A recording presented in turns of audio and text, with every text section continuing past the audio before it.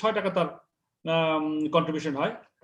এই আর যদি নিজেই যদি বানায় তাহলে 15 টাকা তো সেলিং প্রাইস, 10 টাকা খরচ, তাহলে 5 টাকা কন্ট্রিবিউশন হয়। তাহলে এখানে তার কন্ট্রিবিউশন ইন হাউস বানালে 5 টাকা, আর যদি বাইরে থেকে কিনে রিব্যাচ করে তাহলে 6 টাকা।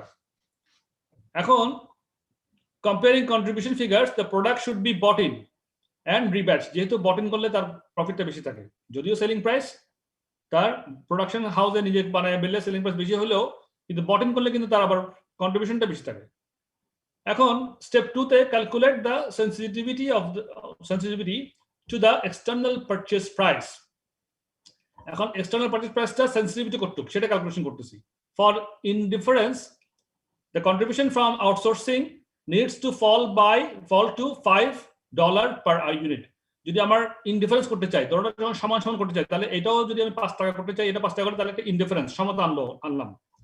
তাহলে does the external purchase price only needs to increase by $1 per unit, মানে যদি আমার সেলিং প্রাইস পারচেজ প্রাইসটা 6 টাকার জায়গায় 60 টাকা হয়ে যায়, তাহলে কিন্তু আমার কন্ট্রিবিউশন মার্জিনটা 5 টাকা হয়ে যাচ্ছে, কন্ট্রিবিউশনটা 5 টাকা হয়ে যাচ্ছে। সেক্ষেত্রে আমার 1 টাকা difference. Thus the external purchase price only needs to increase by $1 per unit or $1 ভাগ 6 সমান 17%। তাহলে আমার সেনসিটিভিটি হচ্ছে এখানে 70%। If the external purchase price rose by more than 70%, the original decision would be reversed। যদি আমার এক্সটার্নাল পারচেজ প্রাইসটা যদি 17% এর বেশি হয়ে যায়, তাহলে আমার ডিসিশনটা রিভার্স হবে। এই 17% হচ্ছে কেবল সেনসিটিভিটি অ্যানালাইসিস একটা example. That's all with this question. এখানে একটা এক্সাম্পল আছে, এক্সাম্পলটা পড়ি।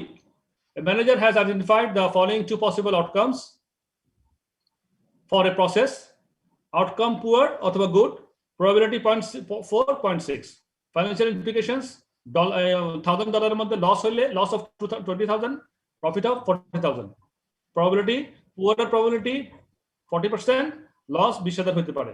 গুড হইলে আউটকাম, তাহলে 60% তার probability আছে এবং প্রফিট হতে পারে 40,000। The expected value has been calculated as economic value, expected value সমান 0.4 into 20 plus 0.6 into 40 সমান plus 16. This would suggest that the opportunity should be accepted. এখন বলতেছে required, suppose the likely loss is if results are poor has been underestimated। মনে করেন যে এই যে আমাদের পুয়ার হওয়ার যে এস্টিমেট করছি সেটা আন্ডার এস্টিমেট করছি। Suppose the likely loss if results are poor has been under estimated, মানে 20,000 টাকা যেটা ধরছি আমরা, ধরেন যে ওটা আমরা আন্ডার এস্টিমেট করছি, তাহলে এখন what level of loss would change the decision, তাহলে কত পর্যন্ত লস হলে আমার সিদ্ধান্তটা চেঞ্জ হতে পারে। এটা হচ্ছে sensitivity analysis. In effect we want a break even estimate. তাহলে আমাদের একটা হিসাব করে আমরা ব্রেক ইভেন এস্টিমেট দেখবো যে আসলে কতটুকু পর্যন্ত লস আমরা বিয়ার করতে পারবো, যেটার জন্য আমাদের এটা ঠিক থাকতেছে, হ্যাঁ এই ডিসিশনটা ঠিক থাকতেছে, পুয়ার রেজাল্টটা ঠিক থাকতেছে। অথবা আবার একই সঙ্গে suppose the probability of a loss has been under estimated, অথবা প্রবাবিলিটি, এই যে প্রবাবিলিটি বলছে লসের যে প্রবাবিলিটি বলতেছে সেটাও হয়তো আন্ডার এস্টিমেট করছি আমরা। তাহলে what is the break even probability, তাহলে এই প্রবাবিলিটি কতটুকু পর্যন্ত হলে আমরা আন্ডার এস্টিমেট এটা হবে না, টলারেন্স পাওয়ার কতটুকু, টলারেন্স কতটুকু, সেটা হচ্ছে সেনসিটিভিটি অ্যানালাইসিস।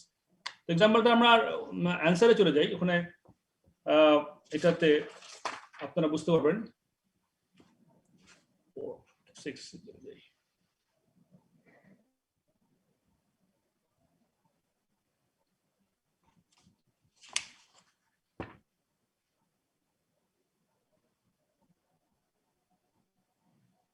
শুনতে পাচ্ছেন আমাকে আপনারা?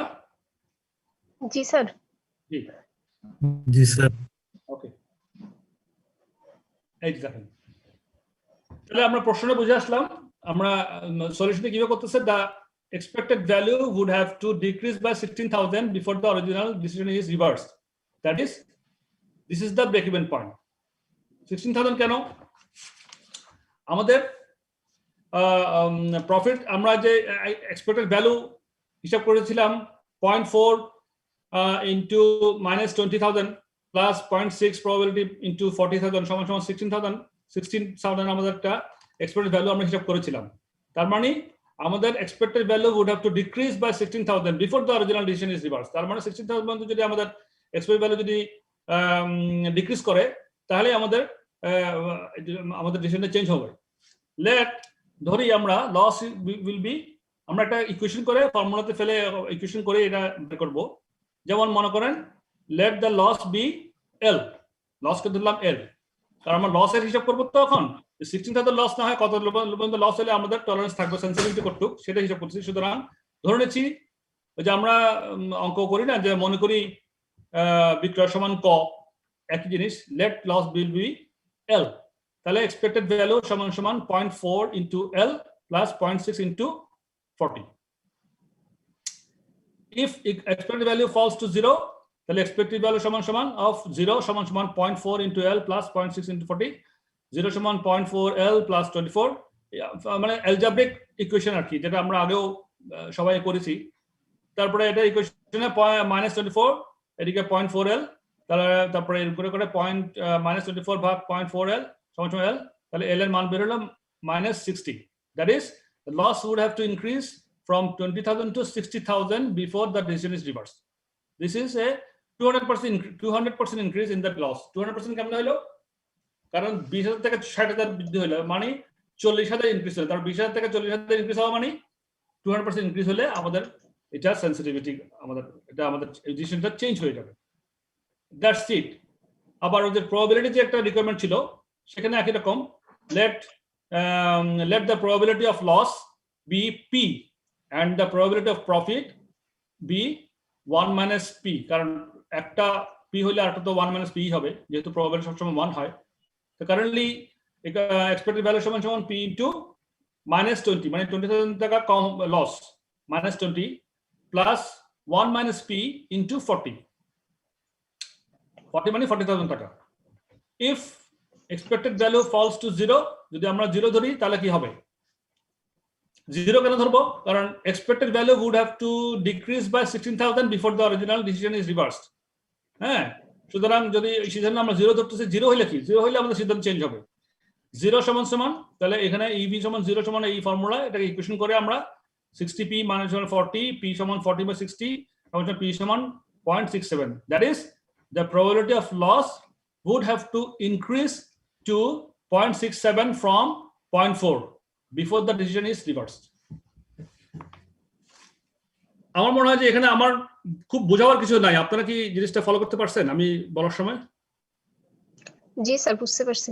হ্যাঁ, থ্যাংক ইউ। আমি এইটা ক্লোজ করতে চাই কারণ আমাদের নেক্সট 2 চ্যাপ্টারের প্রচুর আমাদের ইনফরমেশন মাথায় নিতে হবে। So let's go to their. আমি এটাকে অফ করি, আমরা নেক্সট চ্যাপ্টারে চলে যাই। খুবই ক্যাপিটাল বাজেটের মধ্যে অবশ্যই প্রশ্ন আসে, অঙ্ক আসে। আমি একটু শেয়ার করি।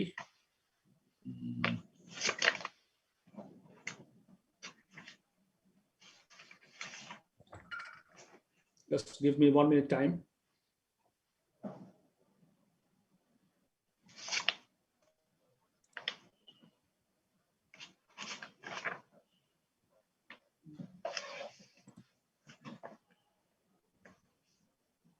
চ্যাপ্টার কোথায় যাচ্ছি আমরা এখন? 12 এ না?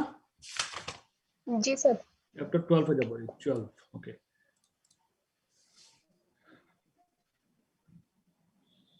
তো হবে না।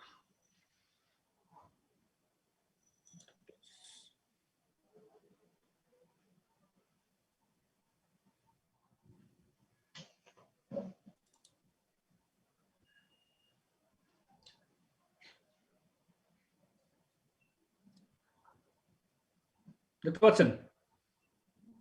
জি স্যার, দেখা যাচ্ছে। ওকে, সো চ্যাপ্টার 12, আগের চ্যাপ্টার থেকে এখন বেরিয়ে আসেন, আমরা নতুন চ্যাপ্টারে যাচ্ছি যে investment appraisal techniques. Investment appraisal techniques. আমরা অনেক ইনভেস্টমেন্ট করি, বিভিন্ন ধরনের ইনভেস্টমেন্টে যাই, আমাদের অনেক টাকা ইনভলভ করি। সেটাকে এই ইনভেস্টমেন্টগুলোকে আমরা অ্যাপ্রেজাল করব কি টেকনিকে, মূল্যায়ন করব কিভাবে, ওগুলোকে আমরা সঠিকভাবে আমার সিদ্ধান্তে যাব, কি কি টেকনিক করবো সেগুলোই আমরা এই চ্যাপ্টারে এবং নেক্সট চ্যাপ্টারে আলোচনা আমাদের চ্যাপ্টার 12 এবং চ্যাপ্টার 13 এই আলোচনাটি হবে এবং চ্যাপ্টার 12 এবং চ্যাপ্টার 13 থেকে অবশ্যই অঙ্ক আসবে 25-30 মার্কসের অঙ্ক। এই দুটো চ্যাপ্টার ভালোভাবে বুঝবো, সারা জীবনের জন্য বুঝবো ইনশাল্লাহ। আপনারা আমাকে ফলো করলে, আমার সঙ্গে সঙ্গে যদি আপনারা বাসায় একটু রিভিউ করেন, আমাদের প্রিপারেশনটা এখানে হয়ে যাবে, একেবারে আর কোনো সমস্যা থাকবে না। আমি ফোকাস করব বেশি বেশি কনসেপচুয়াল বিষয়গুলোকে আপনাদের ভিতরে ঢোকাবার জন্য। সো এবং অঙ্কগুলা কনসেপ্টটা যদি আপনাদের ধরে ফেলতে পারেন ইনশাল্লাহ আটকাবেন না। এবং এগুলো কিন্তু খুবই প্র্যাকটিক্যাল এবং আমাদের জীবনে এগুলা কাজে লাগবে, সবসময় লাগবে। তো ইনভেস্টমেন্ট অ্যাপ্রেজাল টেকনিক্স কি কি পড়বো এখানে? Prepare information to support project appraisal. Project appraisal করার জন্য কি কি ইনফরমেশন লাগে সেটা প্রিপারেশন। এখানে কি কি কম্পোনেন্ট আছে? Explain the processes involved in making long term decisions. একটা লং টার্ম ডিসিশন নেওয়ার জন্য কি কি প্রসেস আছে সেটা একটা এক্সপ্লেনেশন আছে এখানে। Explain the financial consequences of dealing with long run projects, in particular the importance of accounting for the time value of money. এখানে একটা কথা আসছে, time value of money. It's very important একটা line, time value of money মাথায় ঢুকে ফেলেন। Time value of মানি আমরা প্রচুর কাজ করব। কি বলতেছে? Explain the financial consequences of dealing with long run projects. Long run যখন প্রজেক্ট আমরা নিব, ক্যাপিটাল ইনভেস্টমেন্ট, আমাদের অনেক বছর ধরে ওই ইনভেস্টমেন্টটা আমাদেরকে রিপে করবে, খরচ করবো, রিপে করবে। মনে করেন একটা ফ্যাক্টরি দেবো, অনেক বড় ফ্যাক্টরি, অনেক মেশিনারিজ কিনবো, এগুলো এই ধরনের কোন প্রজেক্টে যাচ্ছি আমরা, বড় প্রজেক্টে যাচ্ছি, এই ধরনের কথা। In particular the importance of accounting for the time value of মানি। তাহলে আমরা টাইম ভ্যালু অফ মানিটা তখন একটা ইম্পর্টেন্ট ফ্যাক্টর, সেটা আমরা আলোচনাতে জানতে পারবো কি জিনিস। দেন ইভ্যালুয়েট করবো, ইভ্যালুয়েট প্রজেক্ট প্রপোজালস। অনেকগুলো প্রপোজাল থাকতে পারে, অনেকগুলো প্রজেক্টের ডিফারেন্ট প্রপোজাল থাকতে পারে, সেটাকে আমরা মূল্যায়ন করবো, ইভ্যালুয়েট করবো। সেখানে কি শিখবো? সেখানে শিখবো evaluate project proposals using the techniques of investment appraisal. এই ইনভেস্টমেন্ট অ্যাপ্রেজাল টেকনিকগুলো শিখে আমরা ইভ্যালুয়েট করব প্রপোজালগুলোকে। দেন কম্পেয়ার, আর শিখবো compare and contrast the alternative techniques of investment appraisal. Investment অ্যাপ্রেজালের কতগুলো অল্টারনেটিভ, বিকল্প কতগুলো টেকনিক্স থাকে। সব টেকনিক কিন্তু একই জায়গায় কাজে নাও লাগতে পারে, আবার লাগতেও পারে।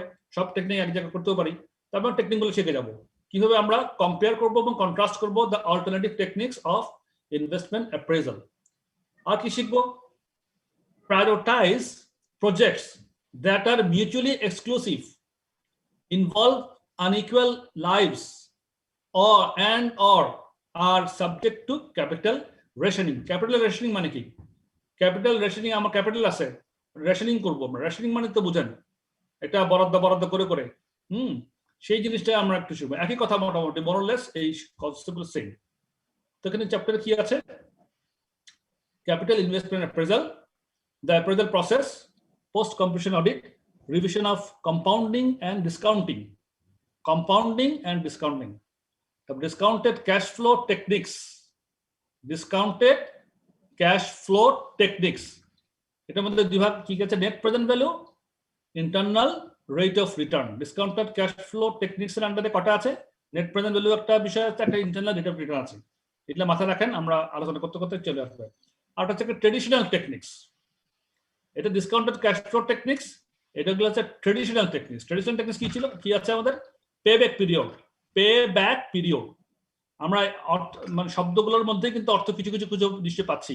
পে ব্যাক পিরিয়ড, কতদিনের মধ্যে কত পিরিয়ডের মধ্যে পে ব্যাক করতে পারতেছি।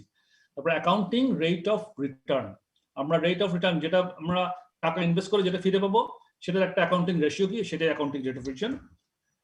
নাথিং ডিফিকাল্ট, নাথিং কমপ্লেক্স, কিন্তু অনেক কনসেপচুয়াল বিষয়গুলো মাথার মধ্যে নিয়ে আমাদের রাখতে হবে যাতে আমরা কোনো ভুল না করি। তাহলে একটু আমি ইনভেস্টমেন্ট, আমরা একটু ইন্ট্রোডাকশন গুলো ভালো মতো মাথায় ঢোকাই, তাহলে আমাদের এই প্রবলেমগুলো সলভ করতে কিন্তু রিয়েলি খুব interesting. So let's focus on that. Capital investment decisions normally represent the most important decisions that an organization makes. He will say most important decision that an organization makes. কিসের জন্য? Capital investment করার জন্য। Since they commit a substantial proportion of a firm's resources to actions that are likely to be irreversible. Many different investment projects exist, including replacement office. আমরা যখন কোনো সিদ্ধান্ত নিই investment করার জন্য, তো আমাদের বিভিন্ন ধরনের সিদ্ধান্ত আমাদের ইনভেস্টমেন্ট প্রপোজাল আমাদের প্রজেক্ট থাকে, যেমন many different investment projects exist including replacement of assets. Replacement of assets কি? আমার কোনো মেশিনারি আছে, আমরা এক ধরনের মেশিন ইউজ করতেছি, আমি ওটাকে মডার্নাইজ করব, তো রিপ্লেস করবো, একটা বাদ দিয়ে দিব, নতুনটা আনবো, তাহলে এটা আমার জন্য ভাইবল হবে কিনা? এই সিদ্ধান্তটা মানে অনেক কোটি কোটি টাকার বিষয়। আমি এটা করলে ভালো হবে, লেখা ভালো হবে না, তখন আমি ইকোনমিক বেনিফিট গুলো হিসাব করতে হবে, আবার অ্যাকাউন্টিং হিসাব রেশিওগুলো হিসাব আনতে হবে। সো এই ধরনের রিপ্লেসমেন্ট অফ অ্যাসেট সিদ্ধান্ত হতে পারে। আর কি হতে পারে? কস্ট রিডাকশন স্কিমস হতে পারে। হ্যাঁ, আর কি হতে পারে? নিউ প্রোডাক্ট সার্ভিস ডেভেলপমেন্টের জন্য আমাদের সিদ্ধান্ত নিতে হতে পারে। প্রোডাক্ট সার্ভিস এক্সপানশনের জন্য সিদ্ধান্ত নিতে হতে পারে। Statutory, environmental and welfare proposals, এই ধরনের সিদ্ধান্ত নিতে হতে পারে। One characteristic of all capital expenditure projects is that the cash flows arise over the long term, a period usually greater than 12 months. সাধারণত 12 মাসের উপর হলে আমরা লং টার্ম ধরি। Under this situation, it becomes necessary to carefully consider the time value of money. আমি একটু আগে বলেছি যে very important line, time value of money কি জিনিস মাথায় ঢোকাবার জন্য। এখন আমরা সেটা জানবো। What is time value of money?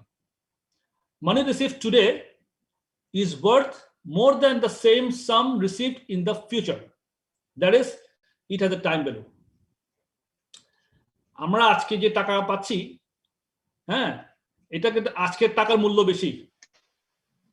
মনে করেন আজকের টাকাটা আমি কিন্তু 1 বছর পরে কিন্তু আমি আজকে যে টাকা দিয়ে 100 টাকা দিয়ে যেটা কিনতে পারবো, 1 বছর পরে, 2 বছর, 5 বছর পরে হয়তো বা 100 টাকা দিয়ে আমি সেই জিনিস কিনতে পারবো না। পারবো না স্যার, পারবো না আমরা। So time, এটাকে বলা হয় time value of money. Money receive today, এই কনসেপ্টটা মাথায় একদম ঢুকে ফেলেন একদম। মানে এটা আমরা তাহলে কিভাবে হিসাব করবো পরে আসতেছি, বাট টাইম ভ্যালু অফ মানিটা কি সেটা আমরা আগে জেনে ফেলি। Money receive today is worth মানে কি? মূল্য। Is worth more than the same sum received in the future. But আজকে আমি 100 টাকা রিসিভ করলে, 1 লাখ টাকা রিসিভ করলে যা আমার দাম আমি পাবো, আমি 5 বছর পরে 1 লাখ টাকা রিসিভ করলে সেই দাম আমি কিন্তু পাবো না। সেটা হচ্ছে time value. It has a time value. তাহলে বলছে discounted cash flow, DCF techniques take account of this time value of money when appraising investment. তাহলে কোন একটা টেকনিক আছে আমাদের, কিভাবে আমি আজকের 1 লাখ টাকা ইনভেস্টমেন্টকে 5 বছরের পরে 1 লাখ টাকা ইনভেস্টমেন্টের সমতুল্য করব। আজকের টাইমে আজকে আমি যেটা ইনভেস্ট করব সেটা আমি 5 বছর পর, 10 বছর পরে সেই টাকার মূল্যবান কত হইতে পারে সেটা আমি কিভাবে হিসাব করব? ওই হিসাব করাটা হচ্ছে ডিসকাউন্টেড ক্যাশ ফ্লো টেকনিক্স এর মাধ্যমে করব, DCF বলে শর্টকাটে। There are 3 main reasons for the time value of money. 3টা রিজনে টাইম ভ্যালু অফ মানির আপনার কম্পিটিশনের দরকার হয়। কি কি? একটা হচ্ছে কনজাম্পশন প্রেফারেন্স, আর হচ্ছে ইম্প্যাক্ট অফ ইনফ্লেশন। ইনফ্লেশন হয় না আমাদের প্রত্যেক বছর, তো টাকার মূল্যায়ন অবমূল্যায়ন হচ্ছেই। তাহলে ইম্প্যাক্ট অফ ইনফ্লেশন কিন্তু একটা বিরাট একটা বিষয় আছে। তারপর আছে রিস্ক একটা আছে। কনজাম্পশন প্রেফারেন্স থাকে আমাদের, যে আমরা for example there is a strong preference for the immediate rather than delayed consumption. Investors would typically prefer to receive returns sooner rather than later.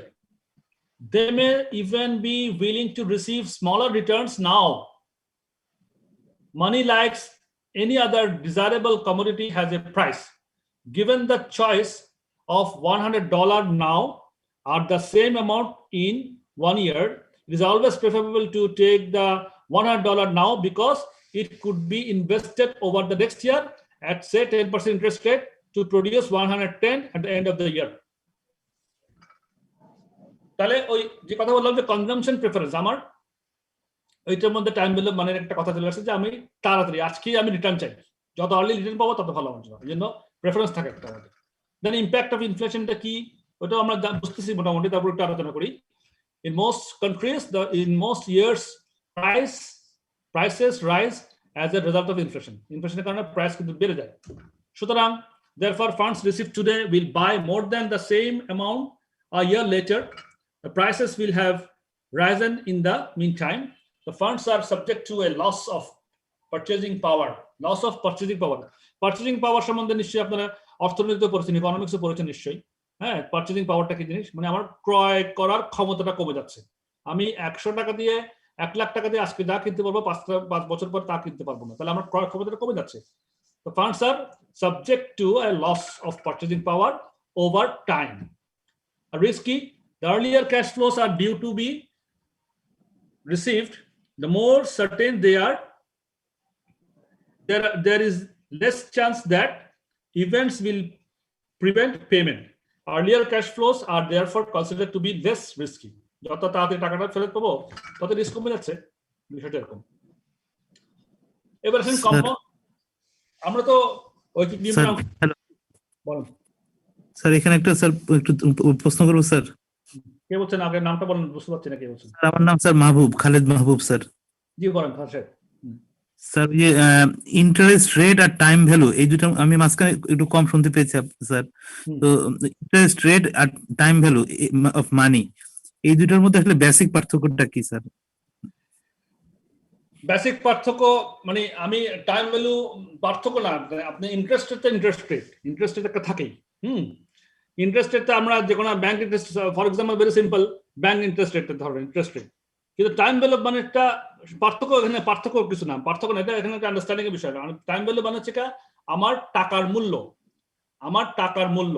হ্যাঁ, আমার টাকার মূল্যটা আজকে যে 100 টাকা যে আছে, 5 বছর পরে সেই 100 টাকার মূল্য সেটা থাকবে না। কারণটা কি, আজকে আমি 100 টাকা যা কিনতে পারবো, 5 বছর পর 100 টাকা আমি তা কিনতে পারবো না, আরো কম জিনিস কিনতে পারবো। এটাই হচ্ছে টাইম ভ্যালু, মানে এটা একটা কনসেপ্ট। এই কনসেপ্টটাকে আমি, ইন্টারেস্ট রেটটাকে আমি পরে আবার অ্যাডজাস্টমেন্ট করতে হবে আমার ডিসকাউন্ট ফ্যাক্টর দিয়ে, যে আমি কতটুকু পর্যন্ত ডিসকাউন্টিং করবো ওটাকে। সেটা আমরা যখন পরবর্তীতে একটু সামনে আগাবো, পড়তে পড়তে দেখবেন যে আমাদের মাথা খেলে গেছে ইনশাল্লাহ। তো দেখেন, এবার আসেন কম্পাউন্ড ইন্টারেস্ট। কম্পাউন্ড ইন্টারেস্টটা কি বলেন তো? অনেকে নিশ্চয়ই জানবেন, আমরা তো স্কুলে ঐকিক নিয়মের অঙ্ক করেছিলাম। কম্পাউন্ড ইন্টারেস্ট কি জিনিস বলেন তো? চক্রবৃদ্ধি সুদের একটা ইন্টারেস্ট করছিলাম না, সরল সুদ, চক্রবৃদ্ধি সুদ। কম্পাউন্ড ইন্টারেস্টের বিষয় আছে। হ্যাঁ, একটু বলেন তো প্লিজ কেউ। আমরা সাধারণত যদি 1 বছর পর একটা ইন্টারেস্ট পেয়ে থাকি যে 100 টাকার উপর 10% ইন্টারেস্ট, তাহলে আমার ওই বছর শেষে 110 টাকা হবে। তো পরবর্তী বছরে যখন আমি আবার ইন্টারেস্টটা হিসাব করব, তখন আমি 100 টাকার উপরে না করে 110 টাকার উপরে, ওই আগে যে ইন্টারেস্ট পেয়েছি ওইটার উপরে সহকারে আবার ইন্টারেস্ট ক্যালকুলেশন করব।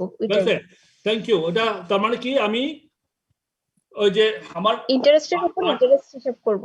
হ্যাঁ, আর্নিংটা জমতে আগাবে। যেমন আমরা ফিক্সড ডিপোজিটে হয় এটা। হ্যাঁ, 1 বছরের ফিক্সড ডিপোজিট থাকলো, ফিক্সড ডিপোজিট, তাহলে ওইটা 1 বছর পরে আমাকে ইন্টারেস্ট দেওয়ার পরে ওইটা আবার আমার প্রিন্সিপাল অ্যামাউন্টের সঙ্গে যোগ হয়ে আবার নেক্সট ইয়ারে আবার যদি রিভিউ হয়ে যায় অটোমেটিক, যদি দিই, তাহলে ওই 110 এর উপরে হবে। সেই ধরনের কম্পাউন্ড ইন্টারেস্ট। কম্পাউন্ড ইন্টারেস্টের একটা ফর্মুলা আছে। A sum is invested today will earn interest. Compounding calculates the future or terminal value or a given sum invested today for a number of years. To compound a sum, the figure is increased by the amount of interest it would earn over the period. একটু আগে সুমি যেটা বললেন সেটাই। তাহলে formula for compounding কি?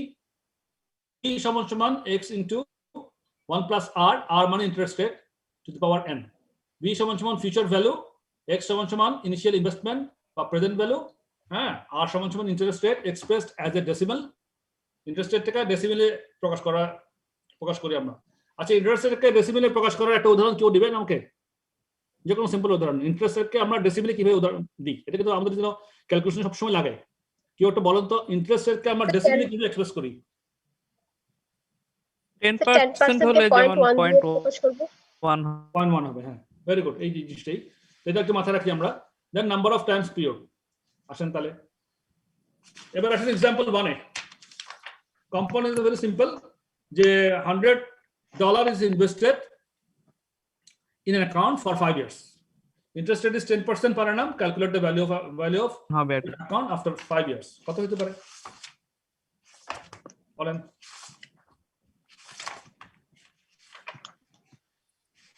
বলেন।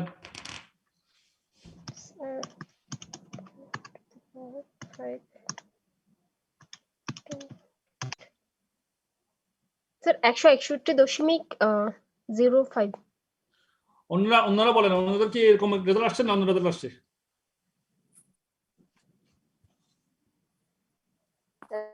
আসছে।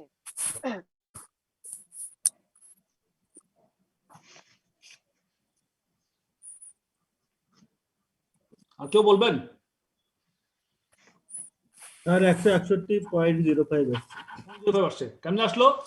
100 গুণ 1.1, কারণ 0.1 হচ্ছে কি আমার ইন্টারেস্ট, যে 100 10% মানে 0.1, তাহলে 100 ইন্টু 1.1 টু দ্য পাওয়ার 5, তাহলে 161.05। Very simple. তো এক্সাম্পল 2টা করেন। $450 is invested, pound is invested in an account earning 6.25 interest per annum. Calculate the fund value after 12 years. একই রকম 6.25% মানে হচ্ছে 1.0625। জি sir. Sir 931.45। 931.45। Very simple. Example 3 দাও একই রকম, আমি আর এটা হিসাব যাচ্ছে না, এটা হচ্ছে একটু ভাগ করে বলতেছে 5000 is required in 10 years। 10 years এ 5000 টাকা চাই। ফর কত pound? X pound is invested in an accounting earning 5% interest per annum. Calculate the value of AX. এই একই হিসাবে যেটা বেসিক জিনিসটা মাথায় আছে, এটা হিসাব করলে অফিকডেমের মধ্যে ফেললে চলে আসবে। 5000 divided by 1.05 to the power 10 করলে এটা চলে আসবে। কথা দেখেন তো, 5000 divided by 1.05 to the power 10. 1.05 sir 3069.56। মানে 3070 টাকা আর কি। জি স্যার। মানে 3070 টাকা আমার লাগবে। 5000 is required in 10 years। 5 বছর 10 বছর পরে সেটা 5000 টাকা হবে। এই তো বিষয়টা। এখন আর্নিং রেটটা 5% গেলে পার annum যায়। এই হচ্ছে সিম্পল কথা। এটা ছোট একটা আমরা হিসাব করলাম। কেন এগুলা আমাদের এরকম অঙ্ক এত সহজ আসবে না, আমরা জাস্ট মাথা নিলাম জিনিসটা আর কি, ইন্টারেস্টটা কিভাবে কারেন্ট করবো। এবার আসেন ডিসকাউন্টিং। হ্যাঁ, হোয়াট ইজ ডিসকাউন্টিং? আমি একটু আগে ডিসকাউন্টিং সম্বন্ধে বলছিলাম। ডিসকাউন্টিং এর কথা, যে খালেদ মাহমুদের কথা বলছিলাম। খালেদ মাহমুদ আপনি শুনেন, what is discounting? Discounting performs the opposite function to compounding. আমরা কম্পাউন্ডিং করলে যা করি তার ঠিক অপোজিট হচ্ছে ডিসকাউন্টিং করা। Compounding finds the future value of a sum invested now. আমরা ফিউচার ভ্যালু এখন ইনভেস্ট করব, কিন্তু ফিউচার ভ্যালুটা আমরা কম্পাউন্ডিং করে করে ফাইন্ড করব। যে compounding finds the future value of A some invested now, whereas discounting considers a sum receivable in the future and establishes its equivalent value today. এই যে ফার্স্ট সেশন যেটা করলাম, হ্যাঁ, সেটা বর্তমান ভ্যালু কত হতে পারে। তাহলে কি বলতেছে আবার বলি লাইনটা। Compounding finds the future value of a sum invested now, whereas discounting considers a sum receivable in the future and establishes its equivalent value today. This value is, in today's term, is known as the present value. Present value. সবাই বলেন একবার, present value কথাটা বলেন, এটা কিন্তু খুব জরুরি একটা জিনিস। প্রেজেন্ট ভ্যালু, বর্তমান মূল্য। In potential investment projects, যখন ইনভেস্টমেন্ট প্রজেক্টগুলো আমরা যখন কনসিডার করব, পটেনশিয়াল যেগুলো আছে সেখানে cash flow will arise at many different points in time. Cash flow আসবে না, বিভিন্ন জায়গা থেকে আসবে, কিন্তু বিভিন্ন টাইম পয়েন্টে আসবে। Calculating the present value of future flows in a key technique in investment appraisal decisions. আমরা এখন কেন এটা হিসাব করতে হচ্ছে সেটা একটা আমরা আগে বুঝি। আমি একটা আমরা একটা ইনভেস্টমেন্ট করতে যাবো, হ্যাঁ, 1000 কোটি টাকা ইনভেস্টমেন্ট করতে যাবো। এখন এত 1000 কোটি টাকা ইনভেস্টমেন্ট করবো, ধরেন আমার 5 বছর প্রজেক্টটা টিকবে। আমার 5 বছর পর্যন্ত আমি আমার 1000 কোটি টাকা আমি আমার ইনভেস্টমেন্ট হতে থাকবে, ইনভেস্টমেন্ট আমার হচ্ছে। এটা শুরুতে করতে পারি অথবা ভাগাভাগি করতে পারি। প্রথমে আমরা শিখবো শুরুতে করলে কি হয়, পরে ভাগাভাগি করলে কি হয় সেটা জানবো। তাহলে আমার 5 বছরের পরে আমার প্রজেক্ট কমপ্লিট, প্রজেক্ট শেষ হয়ে যাচ্ছে। 5 বছরের মধ্যে আমি যে সমস্ত রিটার্নটা পাবো, আর্নিং যেটা পাবো, যেগুলো আমাদের রিটার্ন যেটা পাবো, সেটার টাকা এই যে কত হইতে পারে এবং বর্তমান মূল্য কি হইতে পারে। যেহেতু আমি বর্তমানেই আমি ইনভেস্ট করবো, আজকে ইনভেস্ট করবো, এবং আজকেই জানতে হবে যে 5 বছর পরে আজকের মূল্য কি হইতে পারে। এটা আমার ডিসকাউন্টিং ফ্যাক্টরের মাধ্যমে এটা আমাদের বের করতে হয়। ফর্মুলা ফর ডিসকাউন্টিং, ফর্মুলা কি? প্রেজেন্ট ভ্যালু সমান future value into discount factor. একটা ডিসকাউন্ট ফ্যাক্টর আছে, ডিসকাউন্ট একটা ফ্যাক্টর আছে। আরো একটা আবার শুনতে পাচ্ছি, হ্যাঁ, এই যে চুরির আওয়াজটা কিসের আওয়াজ বুঝি না, এটা একটু বন্ধ করুন প্লিজ। হ্যাঁ, আর যারা যারা আমার সঙ্গে কথা বলবেন তারা ওপেন রাখেন, আর এক্সট্রা কোনো আওয়াজ যেন না আসে। তাহলে প্রেজেন্ট ভ্যালু কি হচ্ছে? প্রেজেন্ট ভ্যালু আমরা কিভাবে করবো? ডিসকাউন্টিং ফ্যাক্টর দিয়ে গুণ করতেছি। ডিসকাউন্টিং ফ্যাক্টর এই কথাটা আবার মাথা ঢোকান। ডিসকাউন্টিং ফ্যাক্টর, ডিসকাউন্ট ফ্যাক্টর মানে কি? ওই যে টাইম ভ্যালু মানি বের করার জন্য, প্রেজেন্ট ভ্যালু করার জন্য আমি ডিসকাউন্টিং ফ্যাক্টর আমার দরকার। ডিসকাউন্টিং ফ্যাক্টর কি আমি একটু পরে বলছি। Future value into discount factor, where discount factor সমান সমান 1 divided by 1 plus r, এখানে r হচ্ছে কি? Interest rate. 1 divided by 1 plus r to the power n, কত বছর? n মানে number of years, or 1 plus r to the power n, where r is the interest rate expressed as decimal. rটাকে আমরা সবসময় ডেসিমেলে করি, একটু আগে জেনেছি। 1 plus r মানে 1 মানে 1% হলে 1 plus r মানে 1.1. The r is the interest rate expressed in decimal and n is the number of time periods. তাহলে 1 plus r to the power n can be looked up in discounting tables. তাহলে একটা কথা চলে আসলো এখন, discounting tables. What is this? এটা জানবো। It is known as the discount factor. আমাদের সাধারণত ডিসকাউন্টিং টেবিলটা করতে হবে না পরীক্ষাতে, এবং এটা একটা স্ট্যাবলিশড একটা ডিসকাউন্টিং টেবিল করা আছে, প্রিন্টেড করা আছে। পরীক্ষা হলে আপনাদেরকে প্রশ্নের মধ্যে ডিসকাউন্টিং টেবিলের ডিসকাউন্টের কত ফ্যাক্টর কত ওটা বলে দিবে, অথবা ডিসকাউন্টিং টেবিল চার্ট আপনাদেরকে চাইলে দিয়ে দিবে।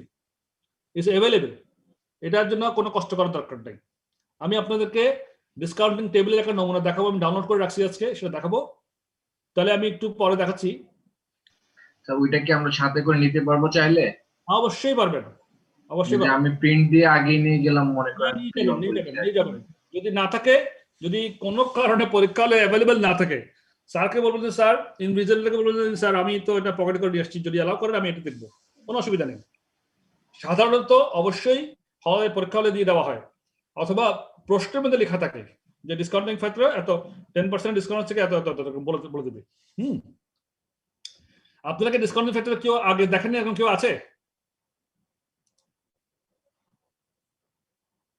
ডিসকাউন্টিং ফ্যাক্টর দেখেন না কে তুমি কেউ আছেন কিনা?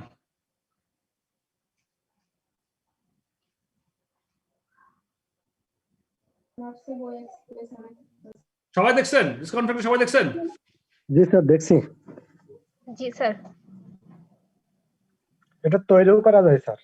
হ্যাঁ, আচ্ছা, সূত্র ফেলে স্যার এটা বের করা যায়। হ্যাঁ, সূত্র ফেলে বের করে দেয়। সূত্র ফেলে বের করে একটু পরে দেখবো, বাট কিন্তু অত কষ্ট করার দরকার নেই। আপনারা ফ্যাক্টরটা আপনি অ্যাভেলেবল পাচ্ছেন হাতের কাছে, বাট এটা দেখেন না কেউ আছে কিনা বলুন তো? যারা কমার্স ব্যাকগ্রাউন্ড না তারা স্যার দেখে নাই। না না, দেখছে। কমার্স ব্যাকগ্রাউন্ডে যারা অনার্স মাস্টার্স পড়ছে তারা অবশ্যই ডিসকাউন্ট দেখছে। পারফরম্যান্স স্টাডি আমি একটু ডাউনলোড করে রাখছিলাম আজকে, বাট আনফরচুনেটলি এটা কোথায় চলে গেল? লেটস সি, comparative analysis,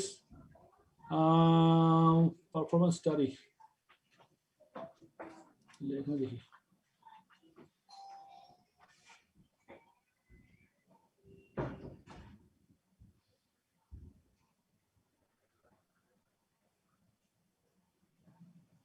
অদ্ভুত বিষয়।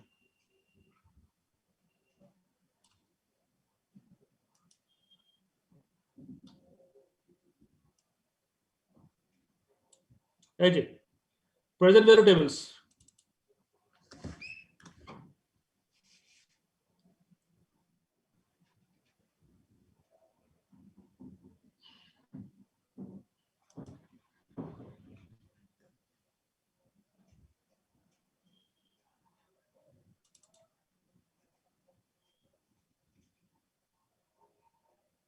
রাইট, এসে গেছে। পরিষ্কার হও। হ্যাঁ, পরিষ্কার হয়েছে। শুনেন, আমি আগে অঙ্কে যাওয়ার আগে আমাদেরকে প্রেজেন্ট ভ্যালু টেবিল, এখানে দুটো টেবিল আছে, এটা হচ্ছে প্রেজেন্ট ভ্যালু টেবিল, আর এটা হচ্ছে অ্যানুইটি টেবিল। এই যেটা দুইটা এখানে হিসাব আছে, দুইটা একটু আপনাদেরকে জানাই, কারণ এটা বারবার আমি দেখাতে পারবো না। অঙ্কের সময় আমাকে হয়তো আপনাকে মুখস্থ বলে ফেলতে হবে, অথবা অঙ্ক লেখা থাকবে। সো বাট এই চার্টটার কনসেপ্টটা মাথায় একটু ঢুকান। What is present value table? Present ভ্যালুতে ডিসকাউন্টিং যে ফ্যাক্টর গুলো আছে, সেই ফ্যাক্টর গুলো একটা চার্ট করে দেওয়া আছে। যেমন এই দেখেন এখানে ফর্মুলা, এখানে উপরে ফর্মুলা দেওয়া আছে যে present value of $1 that is 1 plus r two the power n, where r সমান ইন্টারেস্ট রেট, n সমান number of periods until payment or received, ওই নাম্বার অফ পিরিয়ডস আর কি। তাহলে ইন্টারেস্ট এখানে লেখা আছে পিরিয়ড, এই কলামে দেওয়া আছে পিরিয়ডস, আর রোতে দেওয়া আছে ইন্টারেস্ট রেটস। তাহলে ইন্টারেস্ট রেট 1%, 2%, 3%, 4% করে করে 10%, আবার পরের দিকে গিয়ে 10% তবে 11, 13, 14 করে 20% পর্যন্ত এখানে ইন্টারেস্ট রেট রোতে দেওয়া আছে। আর পিরিয়ড দেওয়া আছে 1 বছর, 2 বছর, 3 বছর, 4 বছর। আমরা কিন্তু আগেই আজকে পড়ার শুরুতে কিন্তু হিসাব করেছি যে 12 মাসের উপরে, 1 বছরের উপরে এগুলো হিসাব করবো। তো ধরে নিচ্ছি 1 বছর, 2 বছর এগুলো করে 20 বছর পর্যন্ত আছে, এখানেও 20 বছর পর্যন্ত আছে। তাহলে 20 বছর একটা আছে, এদিকে 20% পর্যন্ত আছে দুইটা প্যারাতে। তাহলে কি হচ্ছে, যেমন মনে করেন আমাকে এখন জানতে হচ্ছে আপনার 7%-এ 5 বছরের ডিসকাউন্ট ফ্যাক্টরটা কি।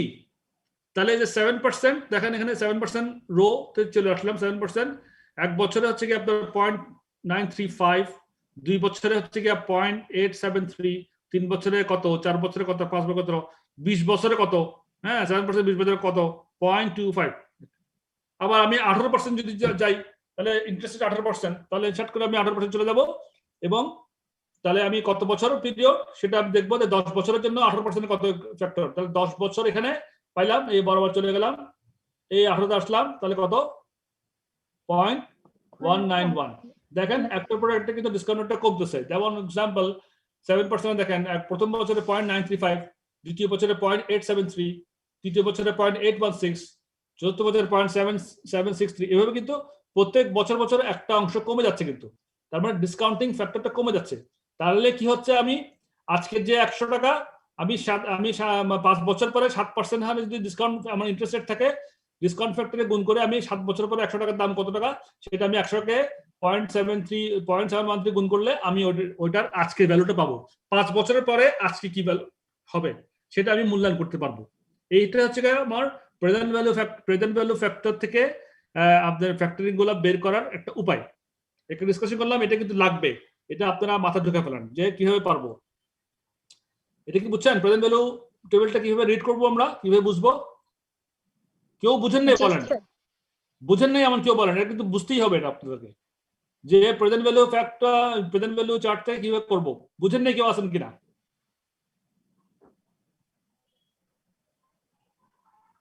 সবাই নিশ্চয় মারহাবা, সবাই নিশ্চয় বুঝে গেছি।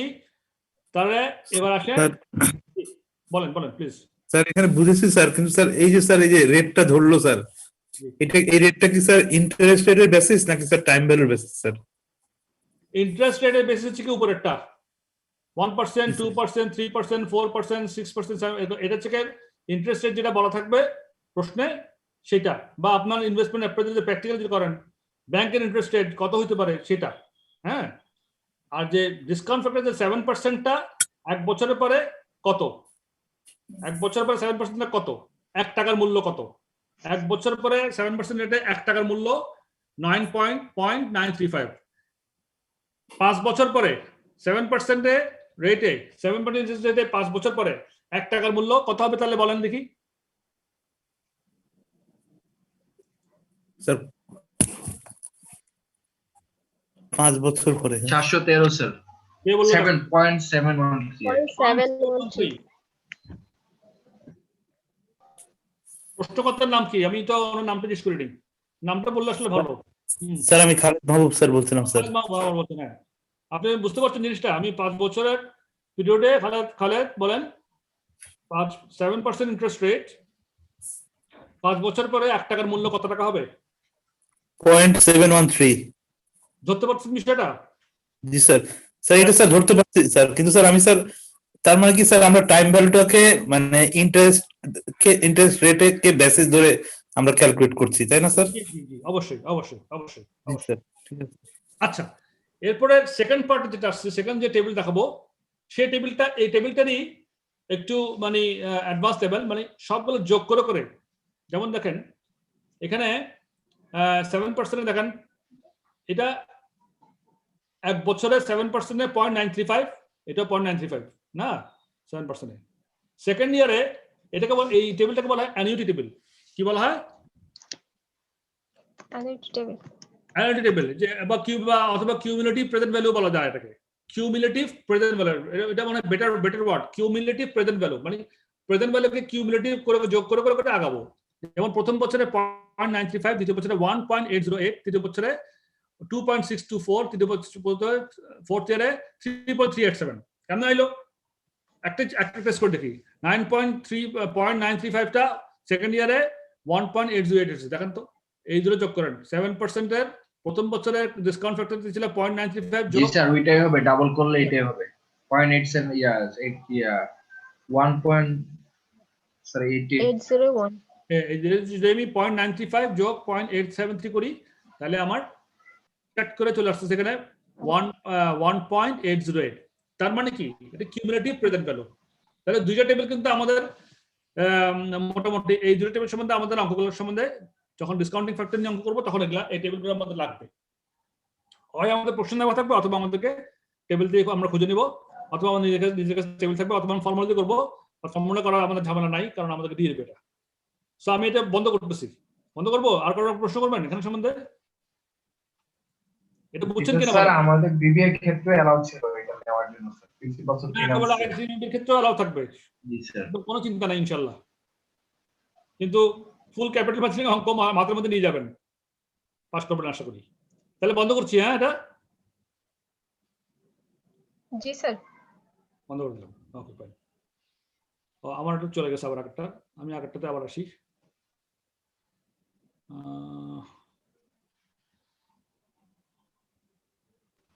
কোভেরিয়েন্স তো এইটাতেই মনে হয়, এই চ্যাপ্টারেই।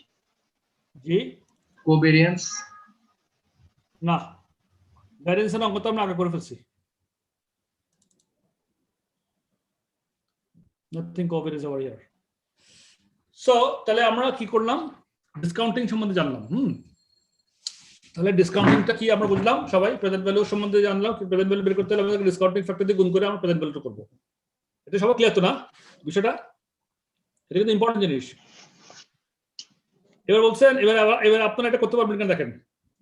Calculate the present value of $25,000 receivable in 6 years time if the interest rate is 10%.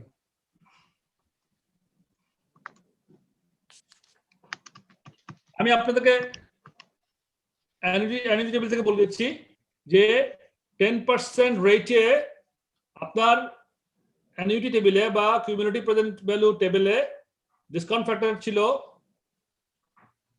0.564।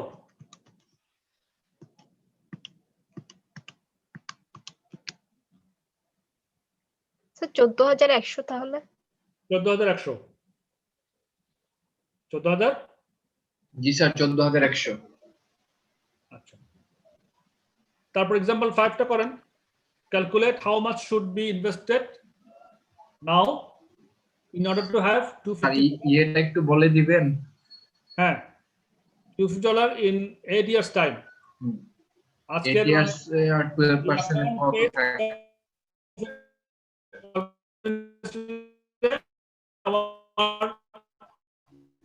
Discount factor তাহলে 101। তাহলে 101। হ্যাঁ, ভেরি সিম্পল না? কিন্তু আমার ডিসকাউন্ট ফ্যাক্টর টেবিল থেকে আমি এটা বের করে আমি বলে দিচ্ছি, আপনাকে বলে দিলাম, আপনারা এটা করলেন আর কি। সো একটু আগেই ডিসকাউন্ট ফ্যাক্টর সম্বন্ধে মোটামুটি আমাদের একটা আইডিয়া হয়ে গেল। এবার আমরা যাচ্ছি the cost of capital. What is cost of capital? Cost of capital কি জিনিস? In the above discussions we refer to the rate of interest. এই যে রেট অফ ইন্টারেস্ট সম্বন্ধে আমরা আলোচনা করছি, 10%, 12%, সেটাই। There are a number of alternative terms used to refer to the rate of firm should use to take account of the time value of money. Time value of money যে interest rate of interest থেকে আরো কয়েকটা টার্মে বলে। একটা হচ্ছে cost of capital, একটা হচ্ছে ডিসকাউন্ট রেট, একটা হচ্ছে রিকোয়ার্ড রেট অফ রিটার্ন। তাহলে কতগুলো নাম আসলো? যদি আপনার প্রশ্নের মধ্যে শুধু রেট অফ ইন্টারেস্ট বলে সেটা যা মিনিং, কস্ট অফ ক্যাপিটাল বললে একই মিনিং, ডিসকাউন্ট রেট বললে একই meaning, required rate of return বললেও একই মিনিং। ঠিক আছে? তাহলে কস্ট অফ ক্যাপিটাল মানে কি? রেট অফ ইন্টারেস্ট মানে cost of capital, rate of interest মানে ওই আবার ডিসকাউন্ট রেটটাই। হ্যাঁ, রিকোয়ার্ড রেট অফ রিটার্ন মানে ওই ডিসকাউন্ট রেটটাই। মনে থাকবে না এটা? ইনশাআল্লাহ এটা মনে রাখবেন। অনেকগুলো যখন আপনার প্রশ্ন করতে থাকবেন তখন এই প্রশ্নগুলো আসবে। প্রশ্ন করা যখন আপনারা অঙ্ক করবেন তখন হয়তো কনফিউশন আসবে যে what is cost of capital বললো, তখন আপনি হয়তো কস্ট অফ ক্যাপিটাল কি সেটা জানলাম না, ছোটখাটো বিষয় কিন্তু but important. Recovered rate of return বললো, আপনাকে প্রশ্নের মধ্যে বলে দিল, আপনি রিকভার্ড রেট অফ রিটার্ন বুঝতেছেন না, তো হবে না, তাহলে তো করতে পারবেন না। কিন্তু কনসেপ্ট কিন্তু আপনার জানা আছে, শুধু টার্মটা জানা নেই। সুতরাং টার্মগুলো মনে রাখবেন, রেট অফ ইন্টারেস্ট মানি, cost of capital, rate of interest মানি, discount rate, required rate of return মানিও রেট অফ ইন্টারেস্ট বা ডিসকাউন্ট রেট বা কস্ট অফ ক্যাপিটাল, কথা একই। Whatever term is used, the rate of interest used for discounting reflects the cost of the finance that will be tied up in the investment. এবার আসেন, আমরা কিন্তু মূল অঙ্কে এখনো যাইনি, আমরা শুধু কনসেপ্টগুলো নিচ্ছি এখন তো, নিয়ে তারপর আমরা যাবো অঙ্কে। Capital investment appraisal. এখন আমরা ক্যাপিটাল ইনভেস্টমেন্ট করব। ক্যাপিটাল ইনভেস্টমেন্ট মানে কি? বড় বড় টাকা আমরা ইনভেস্ট করব অনেক বছরের জন্য, 1 বছর 2 বছর 5 বছর 10 বছরের জন্য ইনভেস্ট করব। কি হবে? ক্যাপিটাল ইনভেস্টমেন্ট অ্যাপ্রেজাল কিভাবে করব? কিছু অ্যাজাম্পশন আছে, কিছু আমরা অ্যাজাম্পশন আমরা মাথায় রাখতে হবে। কি কি? All cash inflows and outflows are known with certainty. সব ক্যাশ ইনফ্লো এবং আউটফ্লো একটা সার্টেন একটা অ্যামাউন্ট আমরা আগে হিসাব করতে হবে। যদি আমরা সার্টেন অ্যামাউন্টের ইনফ্লো এবং আউটফ্লো সম্বন্ধে, ক্যাশের সম্বন্ধে না জানি, তাহলে তো হিসাবই করতে পারবো না। সো একটা অ্যাজাম্পশন আমার থাকতেছে যে all cash inflows and outflows are known with certainty. Number 2, sufficient funds are available to undertake all profitable investments. That's assumption. Number 3, there is zero inflation. And number 4, there is zero taxation. Zero inflation, zero taxation এখন বলতেছে ঠিক, কিন্তু inflation এবং taxation নিয়ে আমাদের আলোচনা কিন্তু পরবর্তী চ্যাপ্টারে আছে। এই চ্যাপ্টারও সামান্য টাচ থাকবে। These assumptions are considered in the next session. Okay, fine. Appraisal তাহলে এগুলো জানলাম কি? অ্যাপ্রেজালের অ্যাজাম্পশন জানলাম। এবার অ্যাপ্রেজাল মেথডস গুলো কি? এইবার আসেন আপনার আসল জায়গায়, কি কি মেথডে আমরা অ্যাপ্রেজাল করব? There are 4 widely used appraisal methods. আমরা বেশি বেশি যে মেথডগুলো ইউজ করি সেটা হচ্ছে 4টা। একটা হচ্ছে নেট প্রেজেন্ট ভ্যালু বা এনপিভি, নেট প্রেজেন্ট ভ্যালু। আমরা একটু আগে আমরা আলোচনা করছিলাম প্রেজেন্ট ভ্যালু নিয়ে, এটা কিন্তু বলছে নেট প্রেজেন্ট ভ্যালু নিয়ে। আর হচ্ছে ইন্টারনাল রেট অফ রিটার্ন, আর হচ্ছে দ্য পে ব্যাক পিরিয়ড, আর হচ্ছে অ্যাকাউন্টিং রেট অফ রিটার্ন। আমরা চ্যাপ্টার ওভারভিউতে এই যে নেট প্রেজেন্ট ভ্যালু এবং ইন্টারনাল রেট অফ রিটার্ন আমরা ডিসকাউন্টিং ফ্যাক্টরের মধ্যে দেখছিলাম, আর ট্রেডিশনাল ফ্যাক্টরের মধ্যে দেখছিলাম দ্য পে ব্যাক পিরিয়ড এবং অ্যাকাউন্টিং রেট অফ রিটার্ন, তাই না? এই যেটা, জি স্যার। এই যে আমরা যখন চ্যাপ্টার ওভারভিউ ডায়াগ্রাম পড়তেছিলাম, ডিসকাউন্টেড ক্যাশ ফ্লো টেকনিক্স এর মধ্যে নেট প্রেজেন্ট ভ্যালু ছিল এবং ইন্টারনাল রেট অফ রিটার্ন ছিল, এই দুটো আছে। এবং ট্রেডিশনাল টেকনিক্স এর মধ্যে পে ব্যাক পিরিয়ড এবং অ্যাকাউন্টিং রেট অফ রিটার্ন আছে। তাহলে এই 4টাই হচ্ছে কি মেথড। কিসের মেথড বলেন তো? Appraisal method, investment appraisal method. কি কি? Net present value, internal rate of return, pay back period, accounting rate of return. The net present value and IRR, IRR মানে internal rate of return. Net present value and IRR both consider the time value of money. ওই যে time value মানে শিখলাম আমরা তখন পর্যন্ত, net present value এবং IRR discounting factor যেহেতু আমরা টাইম ভ্যালু অফ মানিটা এখানে আমাদের কনসিডার করি আমরা। দে আর ডিসকাউন্টেড ক্যাশ ফ্লো টেকনিক্স, এটা তো বলেই ফেললাম। এবার নেট প্রেজেন্ট ভ্যালু। আচ্ছা আমাকে, আচ্ছা স্যার একটা কোশ্চেন করবো স্যার, টাইম ভ্যালু অফ মানিটা তাহলে ইনফ্লেশন যদি নাই থাকে, টাইম ভ্যালুটা মানে তো ইনফ্লেশন না স্যার? অফকোর্স। তাইলে স্যার আমরা যে দেখলাম মানে কনসিডার পড়ার শুরুতেই বলেছি যে কি কি কারণে টাইম ভ্যালু অফ মানিটা কনসিডার করতে হয়। একটু আগে যে আমরা আলোচনা করছিলাম 3টা কারণ বলেছিলাম। দেয়ার আর 3 main reasons for time value of money: consumption preferences, impact of inflation এবং রিস্ক। এই সমস্তগুলো কনসিডার করে টাইম ভ্যালু অফ মানিটা কিন্তু 4টা যেটা করা আছে সেটা এগুলা কনসিডার করে ওইভাবে করে করা আছে। তাহলে স্যার অ্যাজাম্পশনে যে বললো দেয়ার ইজ নো ইনফ্লেশন, জি অ্যাজাম্পশনে যে বললো ইনফ্লেশন কনসিডার করবে না, এটা আপনার এই চ্যাপ্টারের মধ্যে এখন ইনফ্লেশন দিয়ে আপনারা অঙ্ক আমরা করব না, নেক্সট চ্যাপ্টারে করব। ইনফ্লেশন এফেক্টের অঙ্ক ওখানে আছে, পাবেন সামনে। হ্যাঁ, ইনফ্লেশন এফেক্টে আমার প্রয়োজনে বলে ফেলি যে আমার যে ডিসকাউন্ট যে ফ্যাক্টর আছে সেটাকে আমি ইনফ্লেশন দিয়ে গুণ করে আবার ওটাকে আমি অ্যাডজাস্টমেন্ট করতে পারবো, করার একটা সিস্টেম আছে। সেগুলো আমরা ইন টাইম আস্তে আস্তে করে জানবো ইনশাআল্লাহ কিভাবে করব, ঠিক আছে? Inflation effect is here, you are right to say যে ইনফ্লেশন এফেক্ট কিন্তু আছে, তারপর ট্যাক্সেশন এফেক্ট আছে, কিন্তু ট্যাক্সেশন ডেপ্রিসিয়েশন এফেক্ট আছে। এগুলো আমরা 1 to 1 আমরা আস্তে আস্তে আগাবো যখন, তখন মাথা সব ঢুকে ফেলবো। ইনফ্লেশন এফেক্টে কিভাবে করবো, ট্রানজিশন এফেক্ট কিভাবে করবো, ডেপ্রিসিয়েশন এফেক্টে কিভাবে করবো, হ্যাঁ, এগুলো কিন্তু আমরা জানতে পারবো করতে করতে। জি স্যার। আমরা ধীরে ধীরে আগাচ্ছি, বাট কোশ্চেনগুলো যে মাথায় আসতেছে ইজ ভেরি গুড, আমি এটা পছন্দ করতেছি। সো আসেন, নেট প্রেজেন্ট ভ্যালু তাহলে কি আমাকে বলেন। আমরা যে নেট প্রফিট করি, নেট প্রেজেন্ট ভ্যালুটা বাদ দেন, নেট প্রেজেন্ট ভ্যালু আমরা নেট প্রফিট যে বের করি কি করি, আমরা সমস্ত ইনকাম থেকে সমস্ত খরচগুলো বাদ দিয়ে যা থাকে তাই তো আমাদের নেট প্রফিট, তাই না? জি জি স্যার। স্যার। তাহলে এটাও একই, নেট প্রেজেন্ট ভ্যালু। তাহলে এটা কি হইতে পারে, আমার সমস্ত খরচ থেকে সমস্ত সমস্ত খরচ থেকে সমস্ত ইনকাম বাদ দিব, যা থাকবে তাই। অথবা এটা একটু উল্টাই, সমস্ত ইনকাম যা হবে ওটা থেকে খরচ বাদ দিয়ে আমার নেট প্রেজেন্ট যেটা থাকবে সেটা নেট প্রেজেন্ট ভ্যালু। তাহলে নেট প্রেজেন্ট ভ্যালু আমার পজিটিভ হইতে পারে, নেগেটিভ হইতে পারে, পারে না? পারে। পারে। জি স্যার। হ্যাঁ, এটা আমার, আমি যখন ডিসকাউন্টিং ফ্যাক্টর দিয়ে যখন প্রজেক্ট রিপ্রেজেন্ট করতে থাকবো, তখন নেট প্রেজেন্ট ভ্যালু যখন প্রেজেন্ট ভ্যালু করব, present value of all cash outflows minus present value of all cash inflows. যদি আমি প্লাসে থাকি তাহলে আমার নেট প্রেজেন্ট ভ্যালু পজিটিভ, যদি মাইনাস থাকে তাহলে নেট প্রেজেন্ট ভ্যালু নেগেটিভ। তাহলে এবার বলেন, যদি আমার কোনো মানে নেট প্রেজেন্ট ভ্যালু নেগেটিভ হয়, তাহলে কি আমি সেই প্রজেক্টটাকে নিব নাকি নিব না? নিব না স্যার। নিব না। নিব না, নিব না, কখনোই নিব না। কারণ আমার net present value zero, zero মানে আমার নেগেটিভ, আমার তো লস হয়ে যাচ্ছে। সো এই হিসাবটাই করতে হবে আমাদেরকে। তাহলে কি হবে, পড়ি একটু। The net benefit or loss of benefit is in present value terms form an investment opportunity. Form an investment opportunity. The net benefit or loss of benefit in present value terms from an investment opportunity. The net present value is the difference between the sum of the projected discounted cash inflows and outflows. যত ইনফ্লোস থাকবে ওটার সাম কত, যোগফল কত, এবং outflow যা আসবে তার যোগফল কত, ওটা ডিফারেন্স থেকে নেট এনপিভি বা net present value. Net present value NPV is the difference between the sum of the projected discounted cash inflows and outflows attributable to a capital investment or other long-term project. The net present value represents the surplus funds after funding the investment earned on the project. এটা আমরা আলোচনা করলামই। তাহলে net present value represents, net present value বললেই তাহলে বুঝবেন যে net present value, শুধু present value, শুধু পিভি বলবেন না।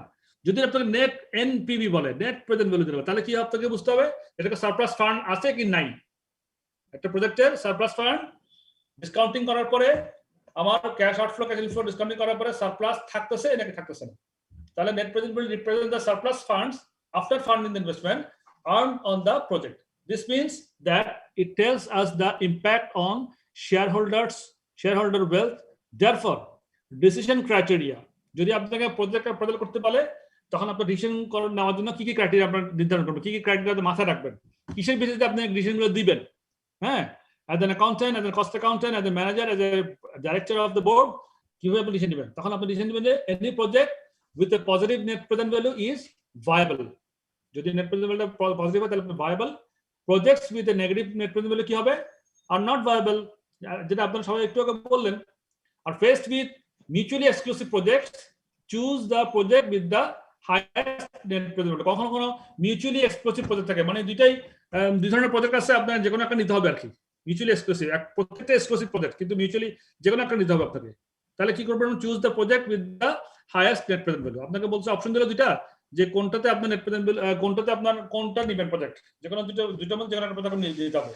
তাহলে সেখানে আপনি কোনটা নেবেন, যে এই প্রজেক্টের মধ্যে আপনার হাইয়েস্ট এনপিভি দেখাচ্ছে, হিসাব করে দেখবেন দুটো প্রজেক্টেরই যেটাতে net present value higher NPV highest থাকবে, সেটাই আপনি বলবেন যে এই প্রজেক্টটা হচ্ছে viable.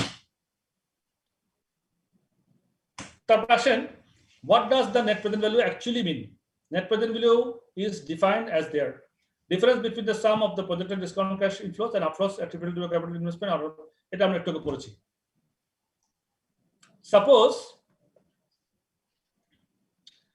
Suppose in an investment problem we calculate the net present value of certain cash flows at 12% to be -$97. মনে করুন একটা আমি হিসাব করলাম প্রবলেমের মধ্যে, দেখলাম যে নেট প্রেজেন্ট ভ্যালুটা 12% রেটে হয়ে গেল, cash ফ্লোটা -$97, and at 10% to be 0, 10% হিসাবে যদি করেন ফ্যাক্টর ইন্টারেস্ট রেটে বা কস্ট অফ ক্যাপিটালে, তাহলে হচ্ছে কি আমার নেট প্রেজেন্ট ভ্যালু হচ্ছে কি 0, মানে যাই ইনকাম তাই খরচ 0। and at 8%, যদি ইন্টারেস্ট রেট 8% হয়, তাহলে the net present value of the same cash flows is plus 108. And another way to expressing this is as follows.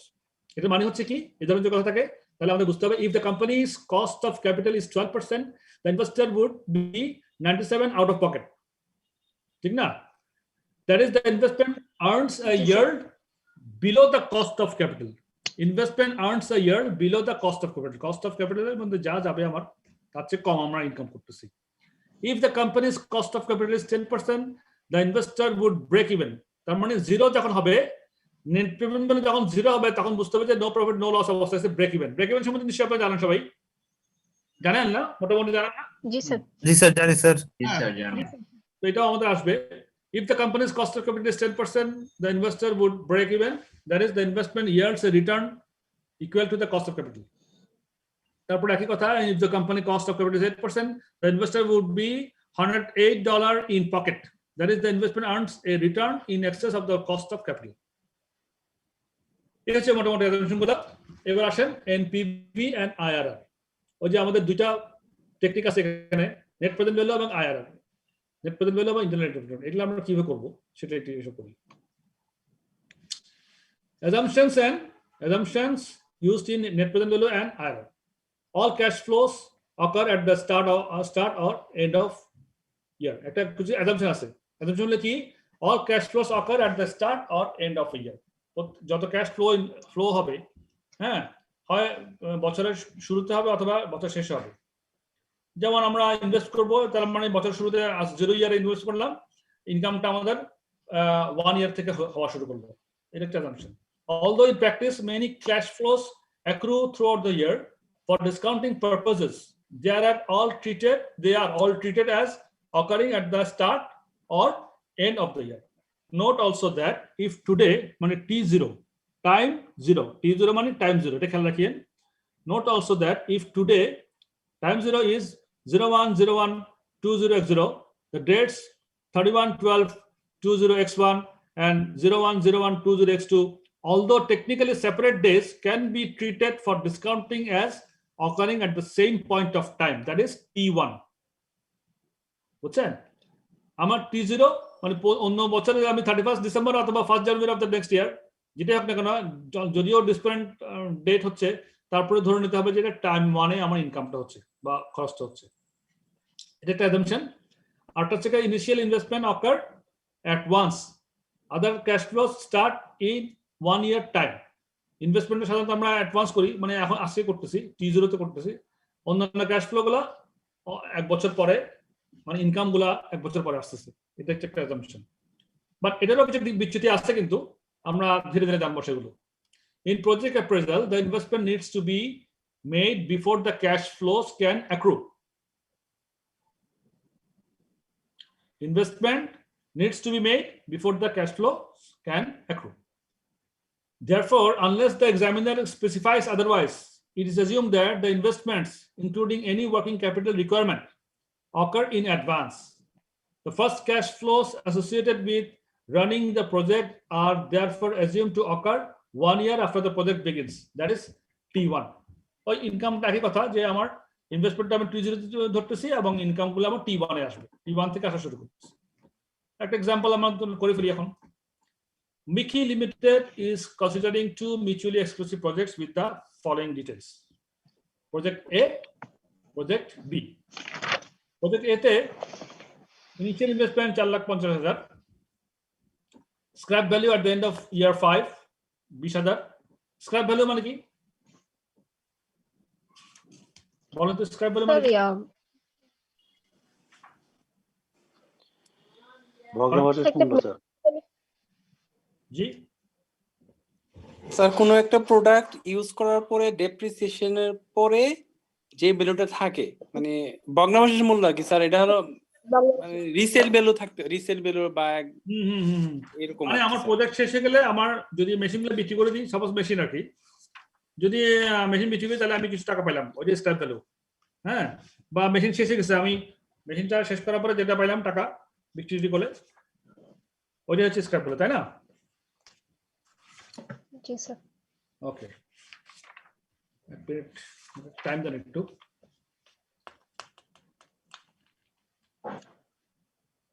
Example 6, no? Example 6.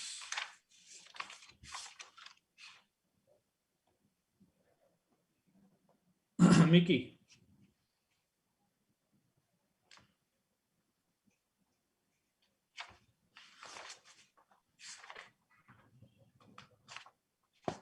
হ্যাঁ, পাওয়া গেছে। Project Mickey Limited considering two mutually exclusive projects with the following details. The project A, project B, initial investment project A তে 4,50,000, scrap value at the end of 5 year 20,000, তারপরে cash flows বলছে annual cash flows year 1 2 3 4 5, year 1 2 3 4 5 annual cash flows কত $1,000, 1,000 pound, 2,000 pound, 150,000 pound, 100,000 pound, 100,000 pound, 100,000 pound, 1 2 3 4 5টা বছরে কোন বছরে কত আসবে বলে দিছে। প্রজেক্ট বি তেও তাই, initial investment 1 lakh, scrap value at the end of 5 year 10,000, year 1 2 3 4 5, annual cash flow 50 40 30 20 20. Assume that the initial investment is at the start of the project. তার মানে এটা তো assume করে, আমাদের assume করতে হবে, এটা আমরা জানিও। So initial investment is at the start of the project and the annual cash flows are at the end of the each year. তো দেখেন ওরা একটা ডায়াগ্রামও করে দিচ্ছে, এখানে একটা মানে একটা ঘরও এঁকে দিচ্ছে। Calculate the net present value for projects A and B if the relevant cost of capital is 10%, and cost of capital is 10% বলে দিচ্ছে। পরীক্ষার মধ্যে অবশ্যই cost of capital অথবা rate of return অথবা আরেকটা কি বলছিলাম, ইন্টারেস্ট রেট, আর আরেকটা কি বলছিলাম, ডিসকাউন্ট ফ্যাক্টর, যে কোনো একটা কথা বলা থাকবে। এখানে বলা আছে the relevant cost of capital. Calculate the net present value of project A and B if the relevant cost of capital is 10%. হ্যাঁ, তো এই অঙ্কটা আমরা এখানে ডিসকাউন্ট ফ্যাক্টর 10% হিসেবে দেখাচ্ছে। ক্যাশ ফ্লো, এই নেট ক্যাশ ফ্লো কত, এই যে এগুলা বসাবো 200 150 এভাবে 1 বছর 2 বছর 3 বছর 5 বছর। প্রজেক্ট এতে কত ছিল, ডিসকাউন্ট ফ্যাক্টর 10%, তো ডিসকাউন্ট ফ্যাক্টরটা কত, আমার আমার যে অ্যানুইটি টেবিল আছে, হ্যাঁ, ওখান থেকে আমরা বসাবো। তাহলে আমরা জিরো ইয়ারে কত বসাবো ডিসকাউন্ট ফ্যাক্টরটা? স্যার 1ই বসাবো, কিন্তু ডিসকাউন্ট ফ্যাক্টর 1 ইয়ারে বসাবো আমরা ওই ফ্যাক্টর থেকে খুঁজে বের করলে আমি দেখতে পাচ্ছি এখানে আমি বলে দিই যে 0.909। তাহলে 0.909 ডিসকাউন্ট ফ্যাক্টর, সেকেন্ড ইয়ারে 0.826, থার্ড ইয়ারে 0.751। তাহলে যদি দুই একটা করি আমরা প্র্যাকটিস, যে মনে করেন আমার যদি এখানে প্রজেক্ট এতে ক্যাশ ফ্লো 0 ইয়ারে, এখানে কত বসাবো? 0 ইয়ারে হচ্ছে আমার ইনভেস্টমেন্ট যেটা ইনিশিয়াল ওইটা $450, তাহলে এটা মাইনাস ফিগার দিয়ে বসাবো অথবা ব্র্যাকেট দিয়ে 450 লিখে দেবো। সো এটা আমার টাকাটা চলে যাবে। 450-এর 0 ইয়ারে ডিসকাউন্ট ফ্যাক্টর হচ্ছে 1, 450-কে 1 দিয়ে গুণ করলে আমার কত হবে? 485 হবে। তারপরে ফার্স্ট ইয়ারে আমার ডিসকাউন্ট ফ্যাক্টর হচ্ছে 0.909, তাহলে 0.909 কে ফার্স্ট ইয়ারে আমার ইনকাম কত? 200 না, এখানে 200-কে 0.909 দিয়ে গুণ করলে কত আসবে? স্যার 182। হ্যাঁ, 182, রাইট, 182 বা 181.8, 182, ঠিক আছে।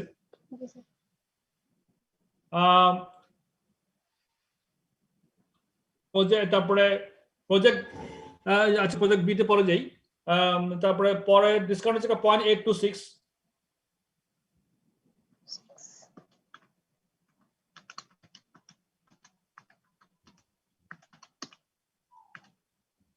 স্যার 124।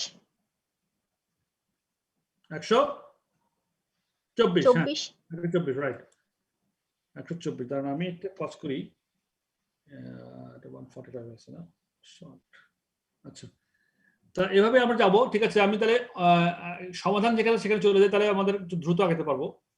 আমি যাই এখানে।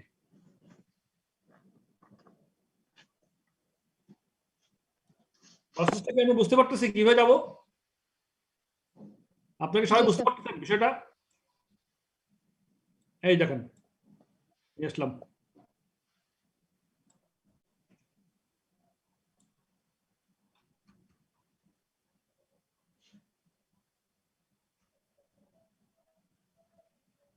হ্যাঁ, ওই অঙ্কটা চারটাই দেখেন। ফার্স্ট ইয়ারে আমার জিরো ক্যাশ ফ্লো ছিল $450,000 পাউন্ড, চলে যাচ্ছে, এই জন্য মাইনাস ফিগার দিয়ে 450 দিলাম। তারপর ডিসকাউন্ট ফ্যাক্টরকে লিখে ফেললাম এখানে পয়েন্ট। ফার্স্ট ইয়ারে আমার ডিসকাউন্ট ফ্যাক্টর হচ্ছে কি 10% রেটে 0.909, তারপরে সেকেন্ড ইয়ারে 0.826, থার্ড ইয়ারে 0.751, ফোর্থ ইয়ারে 0.683, ফিফথ ইয়ারে 0.621। ক্যাশ ফ্লো প্রজেক্টে, cash flow project B, cash flow project বিতে আমরা প্রথম বছরে 450 গেল, দ্বিতীয় বছরে আমরা প্রথম বছরের শেষে আমরা বা এক বছর শেষে আমরা পেলাম 200 টাকা, তারপরে 300, তারপর দিন 2 বছরের সেকেন্ড ইয়ারে 150, থার্ড ইয়ারে 100, ফোর্থ ইয়ারে 100, ফিফথ ইয়ারে 120। তারপরে তাহলে আমরা ডিসকাউন্টিং ফ্যাক্টর দিয়ে গুণ করলাম, মানে 200 টাকাটা আমি এক বছর পরে পাইলে আজকে হিসেবে কত টাকা, ওই ইন্টারেস্ট রেট অনুযায়ী ডিসকাউন্ট ফ্যাক্টর দিয়ে গুণ করলে আমি আজকের রেটটা পেয়ে গেলাম 121.8, দ্বিতীয় বছরে 123.9। এভাবে করে করে আমি 5 বছরে পেলাম 74.4, টোটাল পাইলাম কত, যেটা টোটাল যেটা পাইলাম সেটাকে 450, সেটার থেকে 450 বিয়োগ করলে 73.62 হবে। দেখেন তো আপনারা টোটাল, এই টোটালটা করেন, কবে করেন, টোটালটা কত আসছে?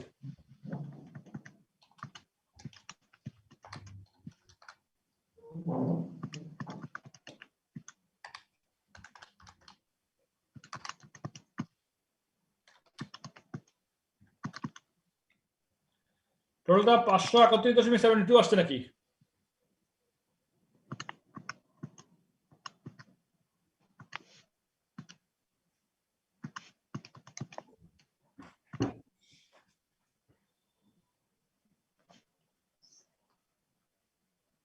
কি হলো?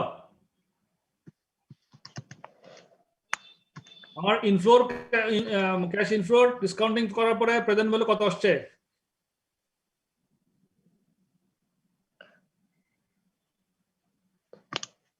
স্যার 523.62 531.72 আসছে আমার হিসাবে। 531.72 আসছে। ও হ্যাঁ, ঠিকই আছে এতটা। 181 minus 450 দেন।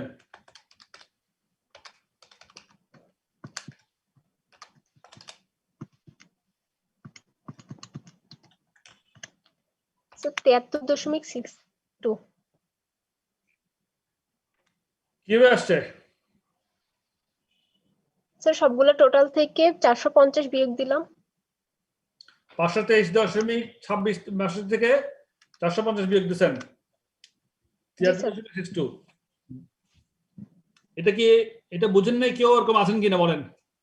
নেট প্রেজেন্ট ভ্যালু 73.62 আসছে, এটা কি সবাই মিলাতে পারতেছেন? সবাইকে বুঝতেছেন জিনিসটা? এটা কিন্তু বুঝতে হবে, না বুঝলে কিন্তু আমি আগাবোই না। প্রজেক্ট এ তে নেট প্রেজেন্ট ভ্যালু 73.62 আসছে, প্রজেক্ট বি তে নেট প্রেজেন্ট ভ্যালু 33.31 আসছে। এটা বুঝেন নাই এমন কেউ আছেন কিনা বলেন, আর বুঝলেও বলেন যে বুঝছি। এটা কিন্তু বুঝতেই হবে, এটা না বুঝলে হবে না, এটাই বেসিক জিনিস চলে আসছে কিন্তু আমরা। জি স্যার, বুঝতে পারছি। কে বুঝতে পারছেন? আপনার নাম কি? মাহবুব? স্যার এটা ওই যে ডিসকাউন্ট ফ্যাক্টর দিয়ে স্যার গুণ করছে এইটাকে, ওই যে ক্যাশ ইনফ্লো গুলোকে, আর আউটফ্লো তো প্রথম শুরুতে একটা ছিল, ইনফ্লো যোগফল থেকে আউটফ্লোটা বাদ দিয়ে আর নেট প্রেজেন্ট ভ্যালু আসছে। এবার বলেন কেউ বুঝেন নাই এমন কেউ আছে কিনা, আমি আবার রিভিউ করতে চাই, কারণ এটা ছাড়া প্রশ্ন আমরা শেষ করতে পারবো না, আমাদের আগাবো না। এটা একটা বেসিক জিনিস, জানতেই হবে। বুঝেন নাই এমন কেউ কি আছেন? রেসপন্স করেন। বুঝেন নাই এমন কেউ কি আছেন?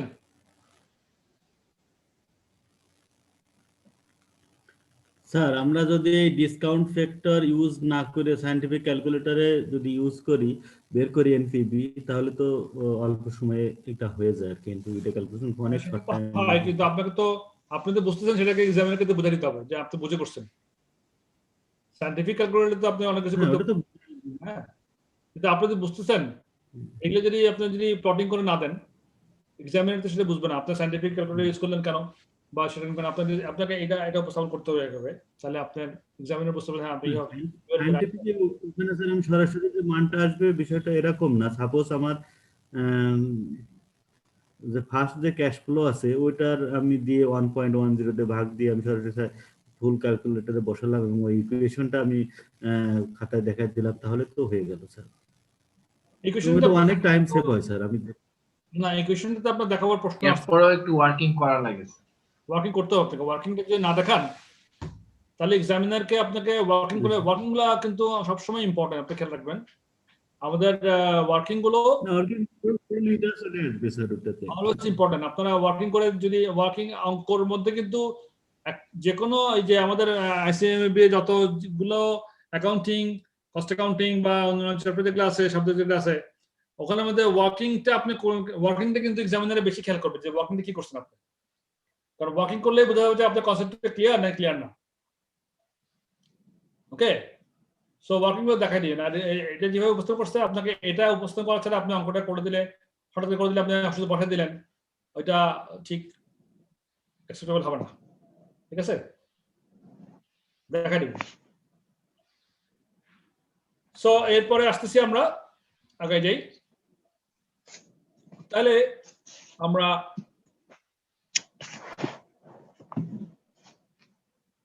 এই এখানে ছিলাম। So আমরা requirement ছিল calculate the net present value of project A and project B if the relevant cost of capital is 10%, আমরা বের করে দিলাম।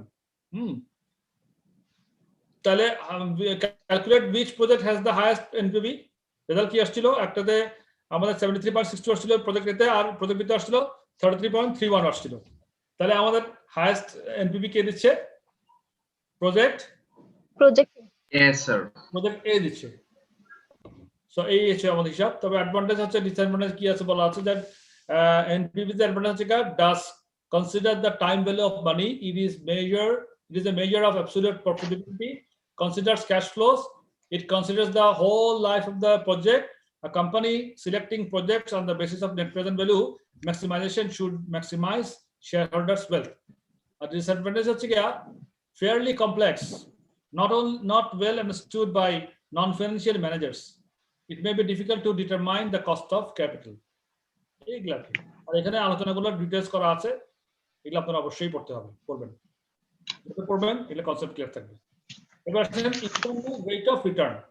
ইন্টারনাল রেট অফ রিটার্ন এটা আর কিছুই না, এটা হচ্ছে কি আপনার নেট প্রেজেন্ট ভ্যালু, মানে যখন জিরো হয়,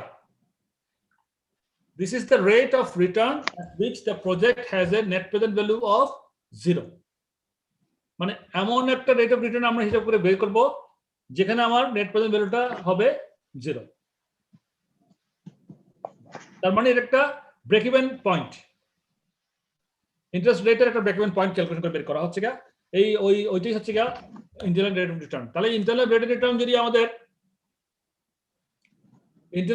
যদি আমাদের বেশি থাকে কস্ট অফ ক্যাপিটাল থেকে, তাহলে প্রজেক্টটা কি আমরা কি নিব নাকি রিজেক্ট করব?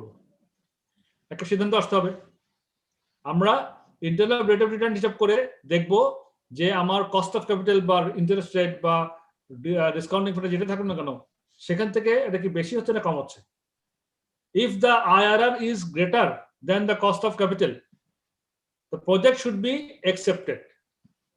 কারণ if the IRR is less than the cost of capital, the project should be rejected. Internal rate of return, NPV টা হিসাব করব তো আমরা, নেট প্রেজেন্ট ভ্যালু, আমার ইনকাম থেকে এক্সপেন্স গুলো, আমার যা ইনকাম আসবে তার থেকে আমার এক্সপেন্স না ইনভেস্টমেন্ট অ্যামাউন্ট থেকে বাদ দিয়ে দেবো টোটাল ইনকাম থেকে।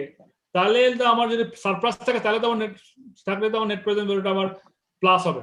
সুতরাং নেট IRR টা হচ্ছে নেট প্রেজেন্ট ভ্যালুর একটা 0 পয়েন্টের একটা হিসাব IRR টা। তাহলে আয়আরটা যদি বেশি হয় তাহলে নেট প্রেজেন্ট ভ্যালু বেশি হবে। নেট প্রেজেন্ট ভ্যালু বেশি হওয়া মানে আমার প্রজেক্টটা অ্যাকসেপ্ট আমরা নিব। আর নেট প্রেজেন্ট ভ্যালু যদি কম হয়, আয়আর যদি কম হয় তাহলে নেট প্রেজেন্ট নিব না। সো আয়আরটা হচ্ছে গিয়া একটা পয়েন্ট, যে পয়েন্ট থেকে যদি আমার কস্ট অফ ক্যাপিটাল থেকে যদি আয়আরটা বেশি হয় তাহলে আমি অ্যাকসেপ্টেবল। কস্ট অফ ক্যাপিটাল যদি আয়আর যদি কম হয় তাহলে if the IRR is less than the cost of capital, the project should be rejected. A recent criteria মনে রাখবেন। Further expressionটা পড়ি আরো ক্লিয়ার হবে। Using the net present value method, present values are calculated by discounting cash flows at a given cost of capital, and the difference between the present value of costs and the present value of benefits is the net present value. এটা আমরা একটু আগে সব জানলাম। In contrast, the IRR method, মানে internal rate of return method of analysis, is to calculate the exact rate of return that the project is expected to achieve. If an investment has a positive net present value, it means it is earning more than the cost of capital. If the net present value is negative, it is earning less than the cost of capital. This means that if the net present value is 0, it will be earning exactly the cost of capital. Conversely, the percentage return on the investment must be the rate of discount or cost of capital at which the net present value equals to 0. This rate of return is called the IRR, or internal rate of return.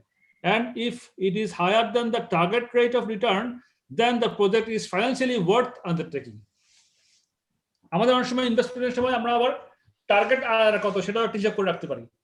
তাহলে ওটা যদি আরো বেশি হয়, ওর যদি বেশি হয় আর টাকাটা চিনতে, তাহলে তো আরো ভালো। Calculating the IRR using linear interpolation. The steps in linear interpolation are: calculate 2 NPVs for the project at 2 different cost of capital using the following formula to find out. Interpolation মানে কি? Linear interpolation মানে হচ্ছে মানে দুইটার মধ্যে আমরা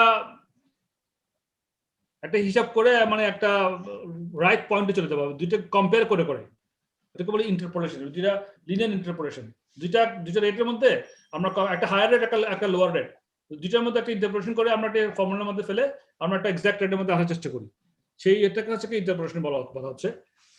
formula for IRR কিভাবে করি আমরা সেটা, যেমন আইআরআর সমান সমান L plus NL, NL minus NH HL. এখানে এল মানে হচ্ছে গিয়া লোয়ার রেট অফ ইন্টারেস্ট, আর এনএল হচ্ছে গিয়া NPV of lower rate of interest, আর এনএল হচ্ছে গিয়া ওটা বললামই, এনএইচ হচ্ছে গিয়া হায়ার রেট অফ ইন্টারেস্টের মধ্যে এনপিভি কত, আর এইচ মানে হায়ার রেট অফ ইন্টারেস্ট, এল মানে লোয়ার রেট অফ ইন্টারেস্ট। তার মানে কি লোয়ার রেট অফ ইন্টারেস্ট যোগ এই যে লোয়ার অফ ইন্টারেস্ট, এইচ সমান higher rate of interest, NL সমান net present value of lower rate of interest, NS সমান NPV at higher rate of interest. ফর্মুলাটা একটু ভালো মতো চিন্তা করে দেখিয়ে হিসাব করলে আমরা দুইটা সমঝোতা করে, দুইটা হায়ার রেট এবং লোয়ার রেটের সমঝোতা করে আমরা একটা বেটার মানে একটা মাঝামাঝি একটা রেটের মধ্যে আনার চেষ্টা করি, যে আনারটা যেটাকে আমরা আইআরআর বলি। কিভাবে করবো? Accuracy of the formula. Accurate formula করার জন্য আমরা রেট অফ রিটার্ন কিভাবে নিব, দেখেন এটা ইম্পর্টেন্ট, কথাটা আসবে পরে। The formula makes an approximation of the IRR by assuming that the net present value will move downward in a straight line.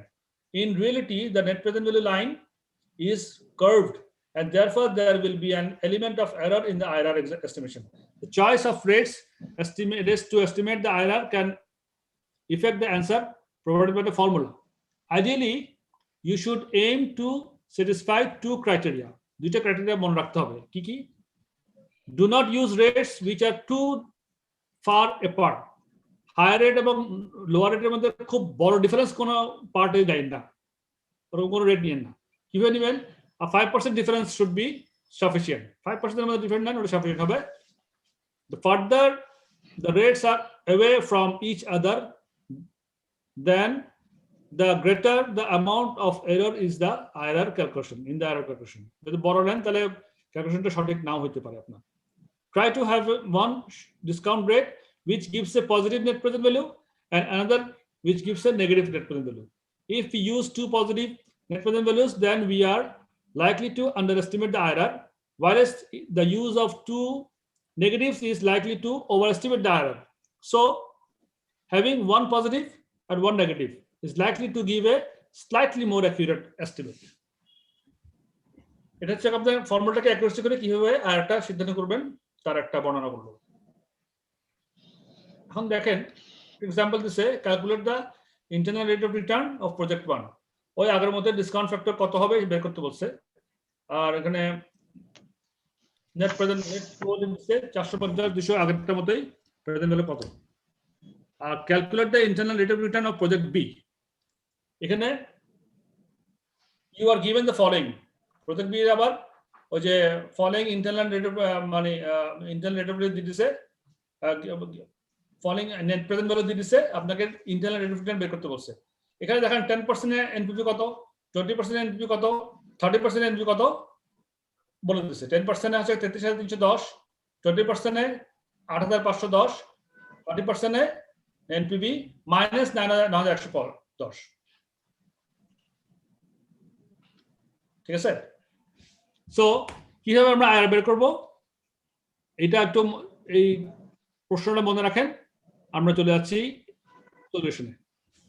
সলিউশনে সরাসরি চলে যাই, তো আপনি ইউ ক্যান ফলো ইজিলি।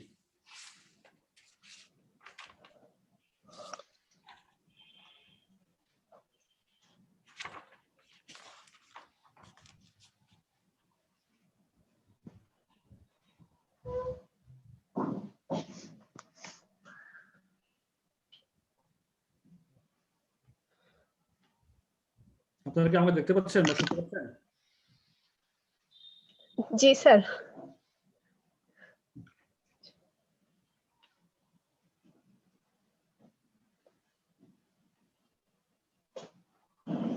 হ্যাঁ দেখেন এখানে। জি স্যার দেখা যাচ্ছে। হ্যাঁ, প্রজেক্ট এ তে 20% ডিসকাউন্ট রেটে ওরা করছে। হ্যাঁ, প্রজেক্ট এ তে ক্যাশ ফ্লো ডিসকাউন্ট করছে। ওই ডিসকাউন্ট রেট থেকে এগুলা বের করছে 20% রেটে 1 বছরে কত, 2 বছরে কত, 3 বছরে কত, 4 বছরে 5 বছরে কত করে দিচ্ছে। এবং প্রজেক্ট এ তে ক্যাশ ফ্লো কত, নেট প্রেজেন্ট ভ্যালু এট 20% এ $25 মাইনাস, মানে নেট প্রেজেন্ট ভ্যালুটা এগুলা সব যোগফল থেকে 450 বিয়োগ করে $25 25 পাউন্ড মাইনাস ফিগার দেখাচ্ছে। আর আয়ের একটা হিসাব করার দেখাচ্ছে এখানে। IR is equal to L plus NL divided by NL minus NH into H minus L হিসাবে ফেললো। 10% হচ্ছে লোয়ার প্রাইস ধরলাম। হ্যাঁ, এখানে 10% সেটা আমাদের প্রথমে করা ছিল। সরি বুঝিনি স্যার एग्जांपल 5 সম্ভবত আমরা করেছিলাম, মানে 10% ইন্টারেস্ট রেটে ওইটাকে নেওয়া হয়েছে। एग्जांपल 5 থেকে নাও আছে। আর সময় শেষের দিক স্যার। एग्जांपल 6 এর আমরা তাহলে एग्जांपल 6 তখন প্রজেক্ট এ আর বি নিয়ে যেটা আর সময় শেষের দিক স্যার। এই ডিবেটে শেষ করছি আমাদের। তাহলে IR 10% ছিল ওখানে, শুনি তাই না? তাহলে লোয়ার রেট ছিল 10% আর যোগ সময় শেষের দিক স্যার। 2 মিনিট পরে শেষ করে দিচ্ছি, 2 মিনিট সময় দেন। তাহলে IR 10% 10 plus net present value of sir এখানে 73 সামথিং ছিল, এটাকে 74 ধরা হয়েছে, যেটা আমরা বের করছিলাম প্রজেক্ট এতে। আর 20% এর পাইছি এখন -25। তাহলে NPV of lower rate minus NPV of higher rate 74 minus -25 into higher rate minus lower rate 20 minus 10। 20 হচ্ছে হায়ার রেট, এই যে বের করলাম হায়ার রেট, আর 10 হচ্ছে lower rate. So 10 20 minus 10, so 10 plus 74, আর এটা 74 থেকে -25 বাদ দিলে 99 হয়, ইনটু 10 হিসাব করে আয়ার পেয়ে গেলাম কত, 10 প্লাস 7.747 ইনটু 10, তাহলে 17.5%। আর প্রজেক্ট বি তে আমরা দেখেন এনপিভি তে বলেই দিছিল, কিন্তু আমরা এখানে 20% এবং 30% দিছি। 10% তে কেন নিনি বলেন তো, এটা বলেন। স্যার এখানে একটা স্যার 10 আর 30 নিলে আমাদের ডিফারেন্সটা 20 হয়ে যেত, সেজন্য যেহেতু এখানে আমাদের 30 মাইনাস। ওয়েল সেড, আমরা একটু আগে যেটা জেনেছিলাম, এই জন্য আমরা 20% এবং 30% নিয়ে ওই সূত্রের মধ্যে ফেলে দিয়ে আমরা হিসাবটা করছি আইআরআর 24.8%। ওকে, সো এই হলো একটা মোটামুটি আইআরআর সম্বন্ধে আমাদের জানা হলো। আমার মনে হয় যে আজকে এখানে শেষ করি, কারণ বারবার বাঁকা টাকা দিচ্ছে, সময়ও নাই। So I hope you have class, এবং আমি যেটা করছি এগুলো কিন্তু অবশ্যই রিভিউ করবেন, সো দ্যাট আমরা নেক্সট ক্লাসে যেন এটাকে আবার আরো আগাতে পারি। এগুলো রিভিউ না করলে কিন্তু নেক্সট ক্লাসে গিয়ে আমরা ধরা খেয়ে যাবো, কিন্তু বা পরবর্তী চ্যাপ্টারে কিন্তু এগুলো ফুল কনসেপ্ট লাগবে আমাদের। So thank you so much, have a nice time and have a nice weekend. Same to you, sir. Assalamualaikum, sir. Thank you, sir. Sir, assalamu alaikum. You may leave. You may all leave now. Thank you.